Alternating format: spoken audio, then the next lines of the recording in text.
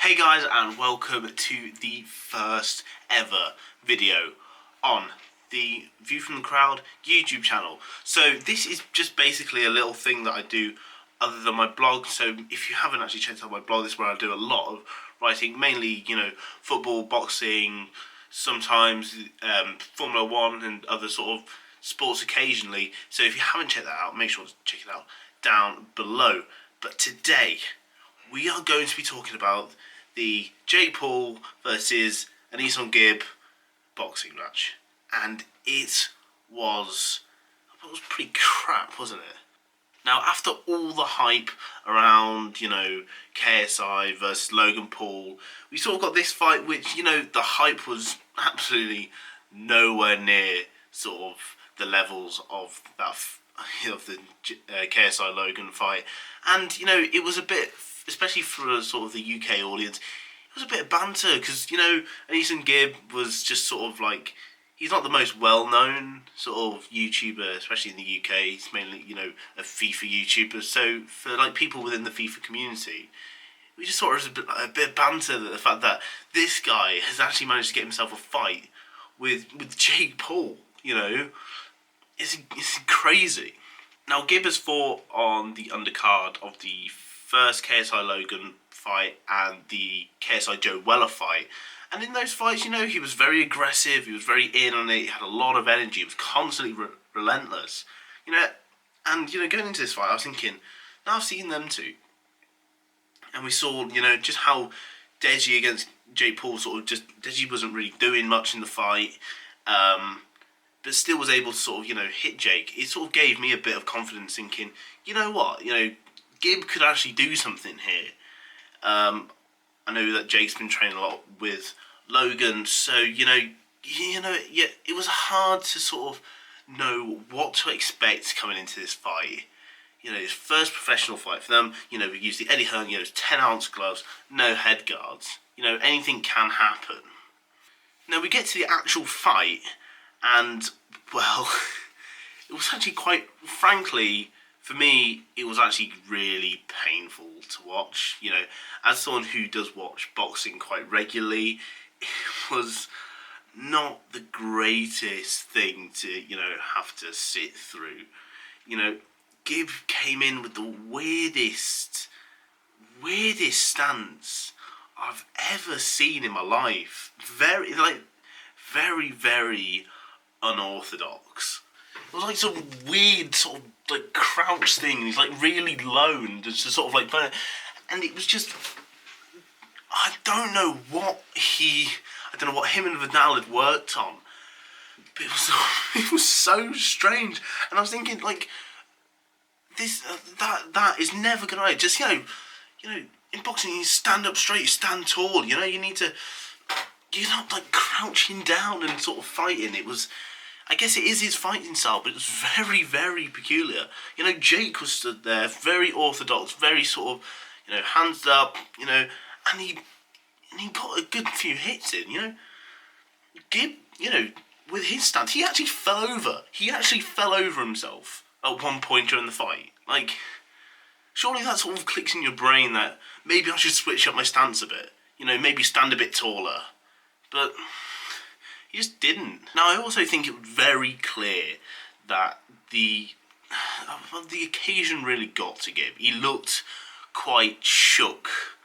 He was sort of walking, he wasn't really guarding, he wasn't keeping his head up. He was kind of just marching forwards and not really doing much. He had control of the centre of the ring, which is, in boxing is very good. He kept Jake against the ropes, but he didn't do much with that position. And anytime he did do, he sort of looked very clumsy.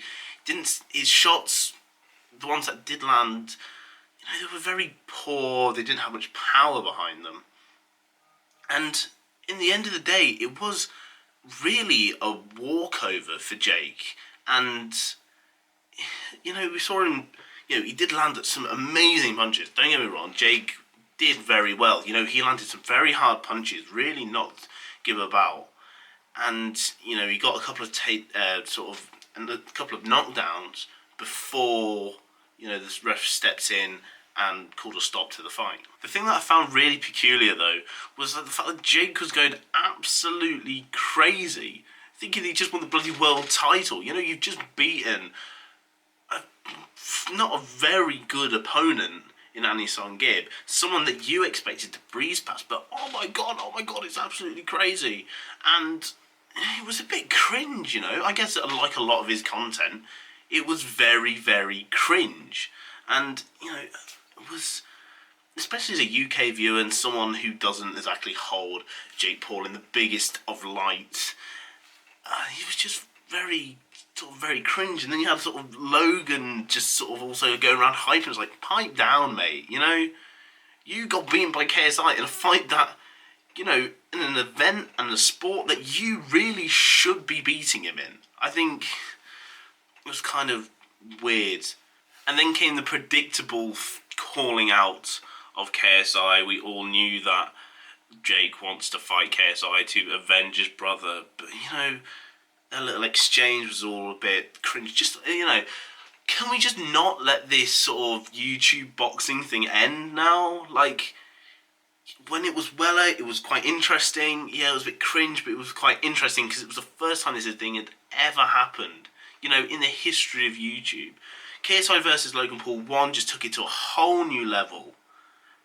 And I guess it ended in draw. Therefore, we expected the rematch. They did it. JJ won. End of it. You know, that really should have been the end. And they just want to continue this. I get that it's a cash cow, and I get that they're not professional boxers. You know, they want to keep their record going. You know, I mean, you can sit on a 1-0 record for your entire career if you want to, but it's not something that most people want to do. And genuinely, it just needs to end. Like, if this fight happens, can we just call it quits now? You know, JJ beats both Pauls, or Jake then beats JJ, and let's call the YouTube boxing thing to an end. Because quite frankly, it's starting to get boring.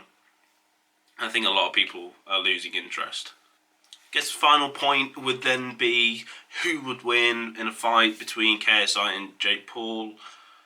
I don't know. I don't know if I really care enough to want to have a guess. But if I was to put my money on, I would put JJ. Because if you think about it, out of the two Paul brothers, you've got Logan, who is, you know, he's massive. You know, he's a big guy, very athletic. And he just seems to have a lot more athletic prowess than what Jake does. And then they're sort of bringing someone who's probably about the same weight as JJ, same height as JJ.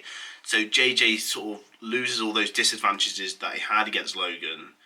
And now, you know, I think JJ's relentless. We saw that in the first and second Logan Paul fight. He was relentless, never gives up, and I think that aggression, he does hit hard.